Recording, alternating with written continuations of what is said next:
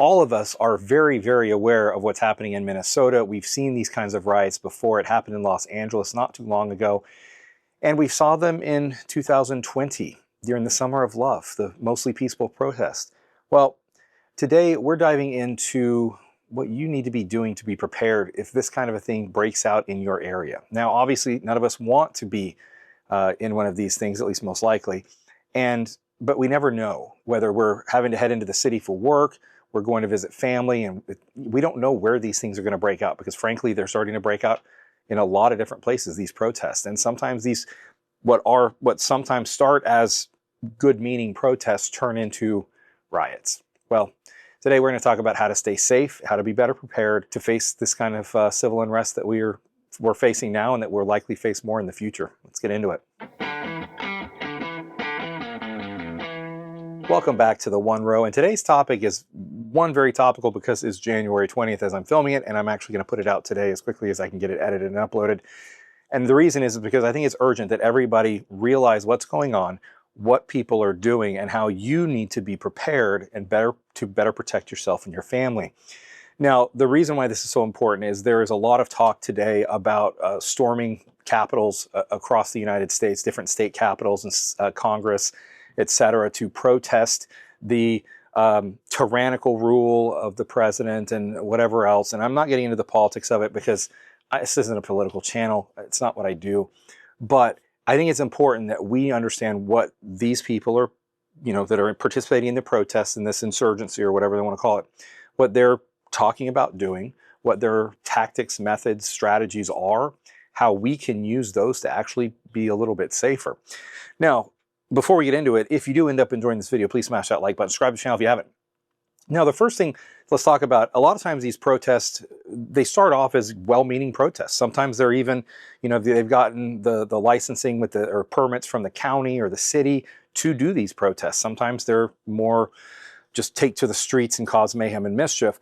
And I think it's critical and instructive to look at what's happened in Minnesota lately as a blueprint for how we as prepared citizens should act, behave, and prepare to deal with this stuff.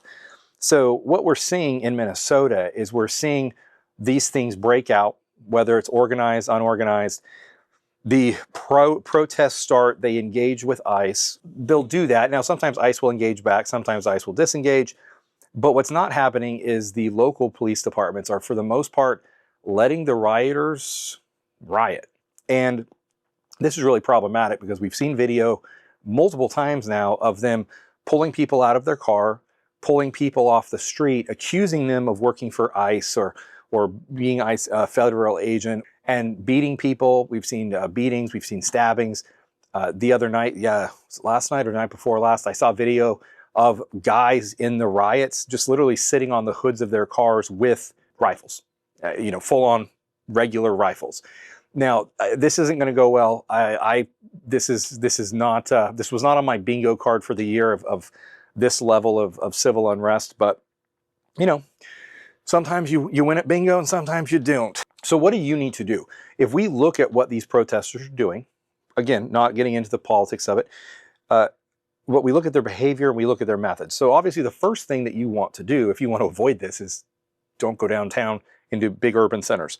Almost all of these are happening in urban centers or near ICE detention facilities or ICE offices or other federal offices is where they kind of tend to start. But that's a really good barometer for knowing, where to go and not go.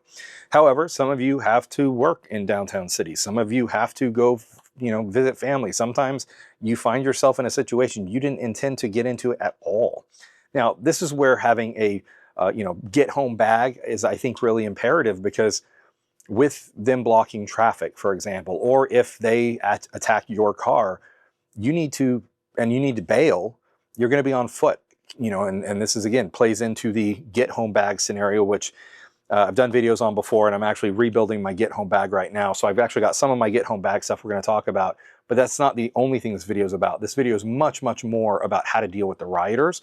So the first thing that you need to consider is what you look like.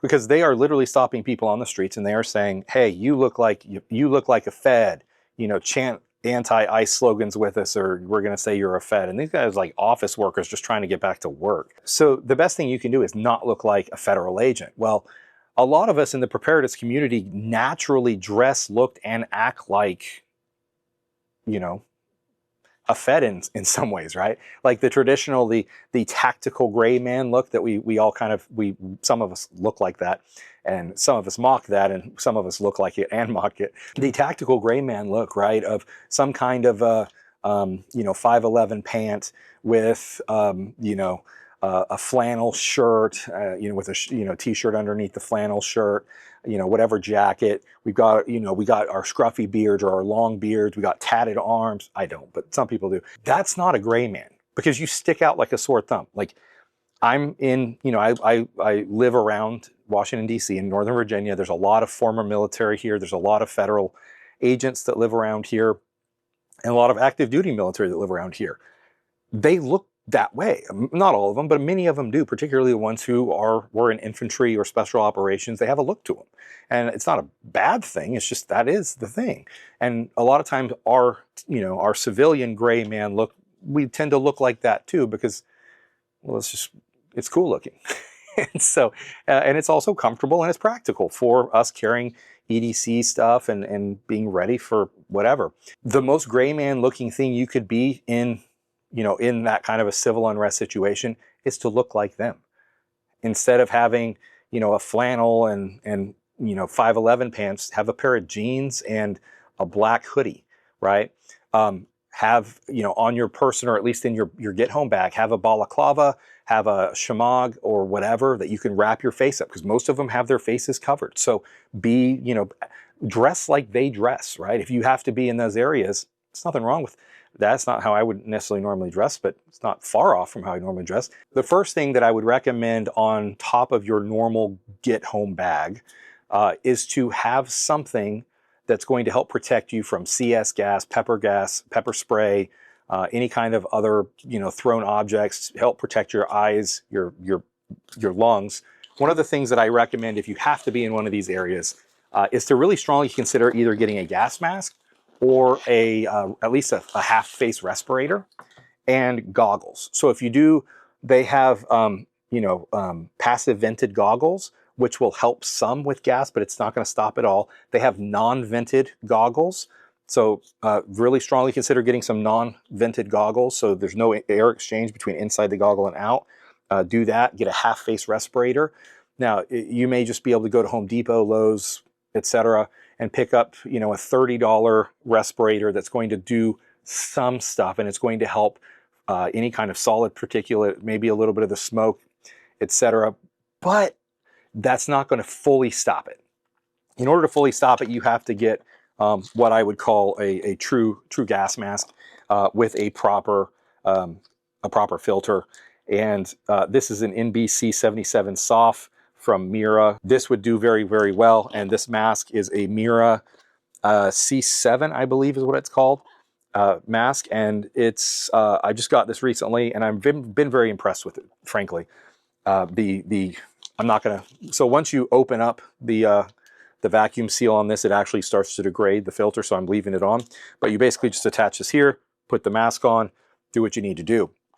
Now, there's two reasons why that in this situation, this is not actually a bad thing to look like the gas mask guy. Something like this, or one of those half-face respirators that go on like this, kind of like Bane from Batman, right? I am the darkness. Anyway, but something like that with non-vented goggles that seal around your eyes, that's much smaller. This is obviously much bigger. Stored in a bag is, you know, how it's a dry bag just to keep this thing kind of sealed up. But something like this, a half face respirator with sealed goggles, definitely recommend them. There are some good options on Amazon for the goggles for right around $25, $30. I was looking at some. I've just bought some No Cries for like $22, $25, and they're great, but they do have passive venting, which won't fully stop, you know, tear gas, frankly. This is not going to fully stop it. However, you know, it will do quite a bit. It's better than not having anything, and it's better than nothing, right? Now, you may want to consider a helmet or body protection. Again, a lot of folks that are protesting have bump helmets on. And so if you put on a bump helmet, you put on a face, you know, a half face respirator and some goggles, and looking nerdy as crap, like you're going to do chemistry experiments. But hey, that's what they're looking like, and you fit right in. That's a Greyman look in a riot. Now, you may want to consider some soft body armor. If you again, you don't want it too much, because it's, body armor starts to look kind of official, right? You're getting to like a next level.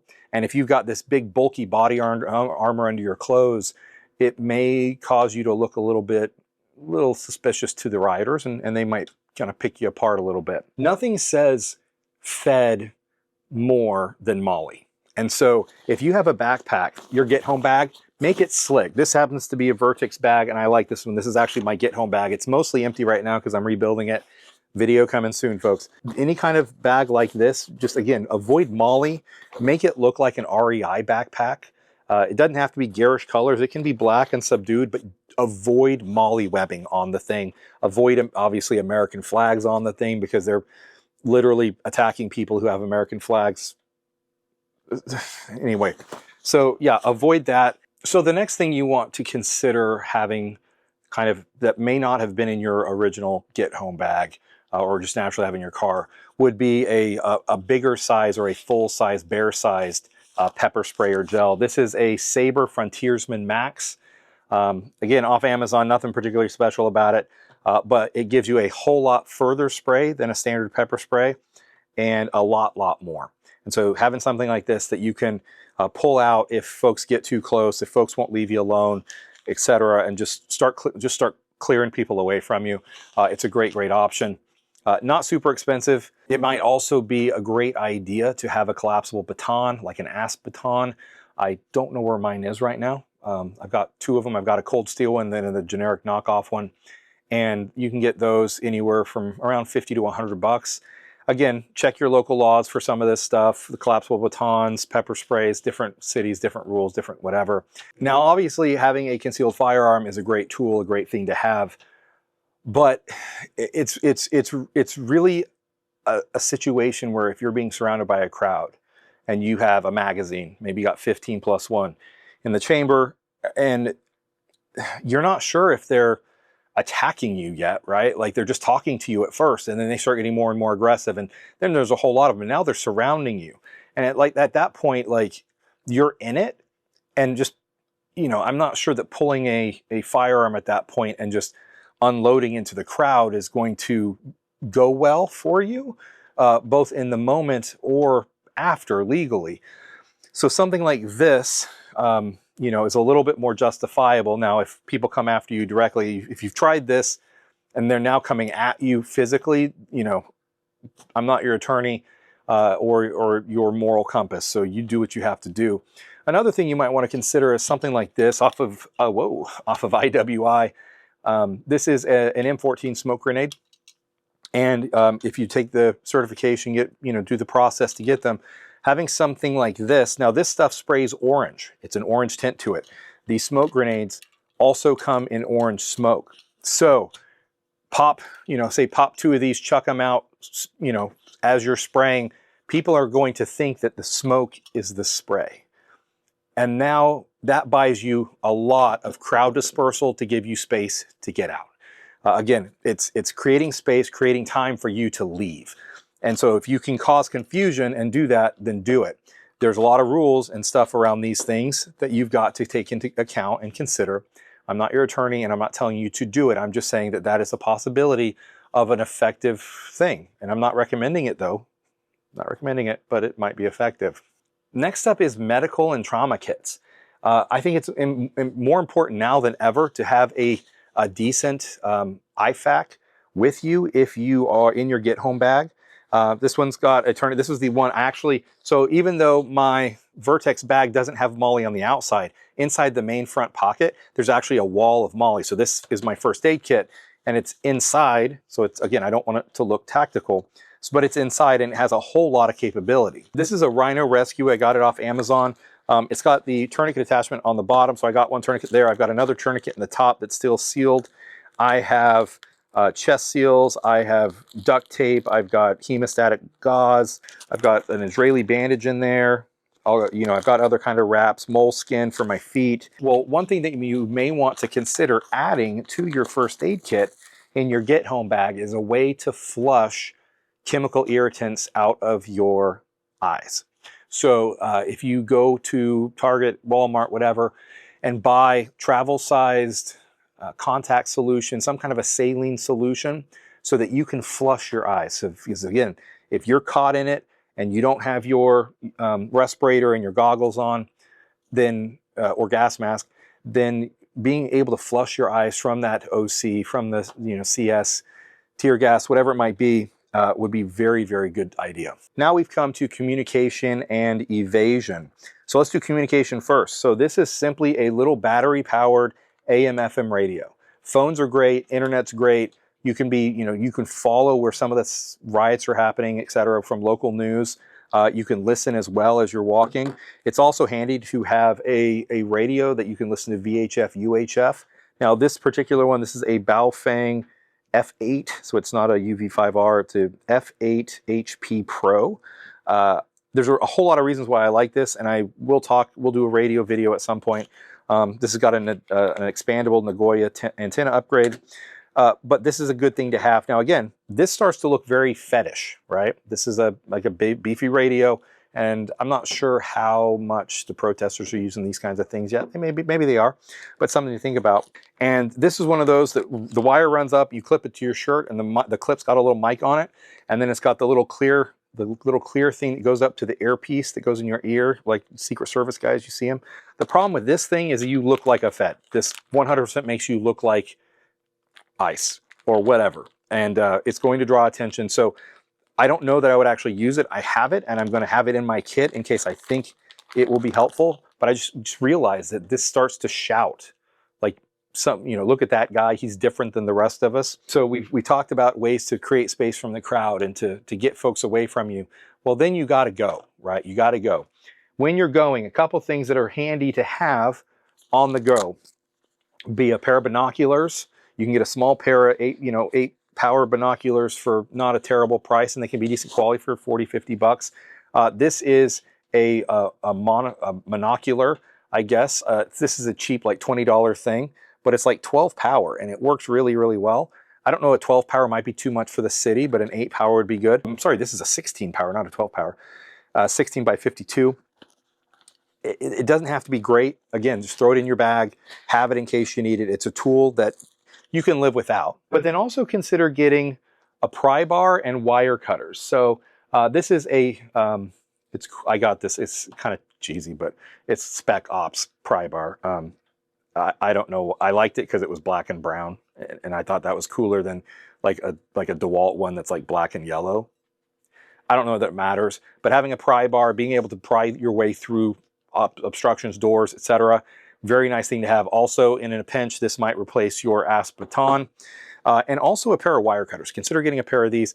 They don't have to be like the biggest, beefiest. These aren't bolt cutters. I'm not suggesting you run around with a big 22, 24-inch bolt cutter set. But this can snip through fencing, like chain link fencing. And so if for some reason you got pinned down or trapped in an area and you had to go through a fence, cut a hole through the fence, squeeze through it like a birth canal. We're starting to live in crazy times. And there are a lot of things that we can't control. We can't control our level of preparedness. We can't control what they're going to do, the people who riot. We can't control what the government's response to those riots are going to be. We don't know if we are stuck in a riot or trying to walk through it, and that's when the National Guard decides to quell the riot. OC, pepper spray, everything, chemical irritants flying all over the place, people throwing rocks, Molotovs, we don't know. But if for some reason you are stuck in the city and you have to get out, and maybe you can't go on, you have to go on foot, you can't go in your car anymore, some of this stuff can be very, very helpful. The polarization here in the United States has gotten to unbelievable levels, and I know it's not the first time that's happened, but it's the first time in my lifetime where I have seen this level of division, vitriol. My recommendation is get some of this stuff, think through your preps, your comms, your get-home bags, your car kit. Just realize that there are a lot of people out there that are acting and behaving in very violent ways. And my hope for all of you is to be safe, stay safe, take care of your families. And anyway, hopefully this was helpful. If you did enjoy it, please smash that like button, subscribe to the channel if you haven't. See you next time.